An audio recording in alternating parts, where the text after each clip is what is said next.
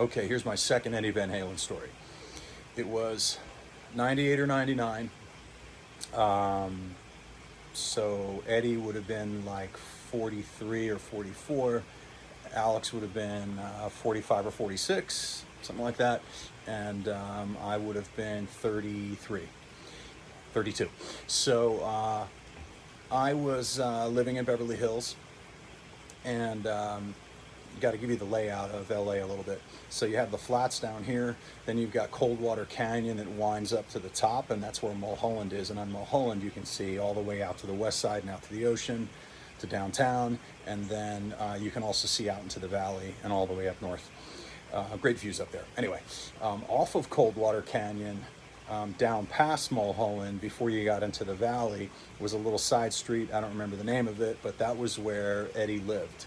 And he had a big wrought iron gate. He had like two homes up in there. One was where he lived for decades, and it's also where he lived until he died. And the second home up in there, he had turned into a studio, and that was where they recorded all the Van Halen albums.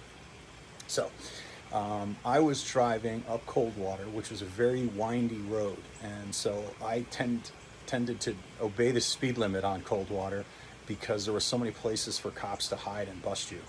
And I was driving at that time.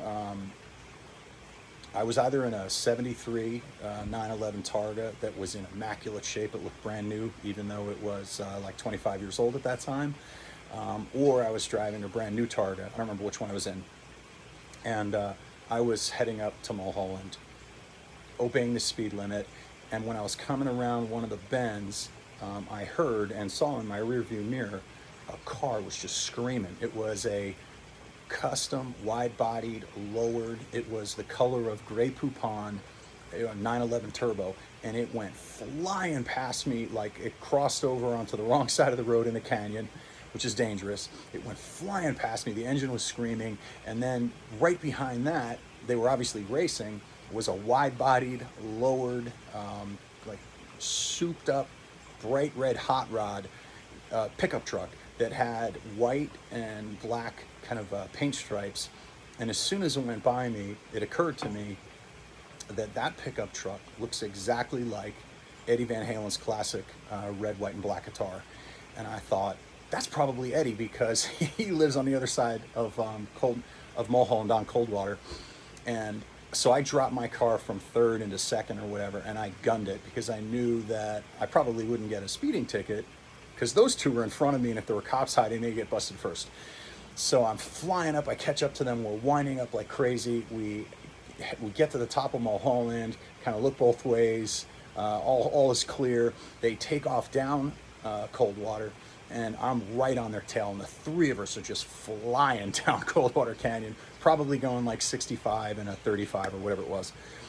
We go flying past the street that Eddie Van Halen lives on, which I was aware of as a young crazy Van Halen fan. And then we went flying past Harvard Westlake School on the right, which was a school where lots of like well-to-do kids in LA went to school.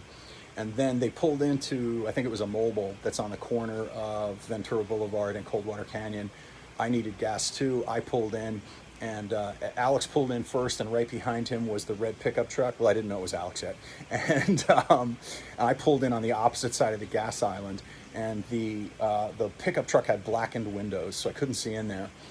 The door to the Porsche opened up, and a bald guy got out, and I immediately realized that's Alex Van Halen, and he's completely shaved his head. And I get out of my Porsche, and he looks at me, and he's like, "Bro, that was totally conventional." And he's got this huge smile on his face. And I thought to myself, I don't think he knows what the word conventional means, but it's Alex Van Halen. And he went into the mobile to either, I don't know if he was paying them to get gas, or he was buying something. And then I went to get my gas, and I'm paying attention to the red pickup truck, thinking it's going to be Eddie. And the door opens up, and out pops Eddie Van Halen. But he doesn't, his hair's not shaved. He's got his Eddie Van Halen hair. I'm thinking, holy shit, it's Eddie Van Halen. And he says, "Hey man, we're going to gas up and we're going to race. We're going to go back up. Do you want to go?" And I said, "Fuck yeah." Alex comes out. We all get gas. Alex pulls out first. Eddie goes screaming behind him.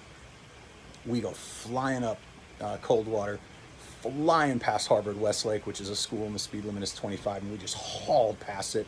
There's a light right out in front of Harvard Westlake. We blew right through the light. It was probably like a Tuesday afternoon or something like that. And we go winding up Coldwater Canyon, and then they pull into the street that I know is Eddie's street. They pull up, and then the gates open up to Eddie's house.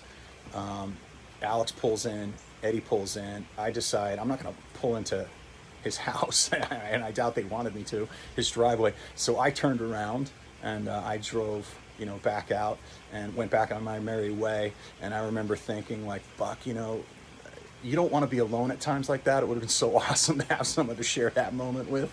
So that's my second Eddie Van Halen story. It's my second and last Eddie Van Halen story. I have another Alex Van Halen story, and I have two David Lee Roth stories. I'll tell those another day.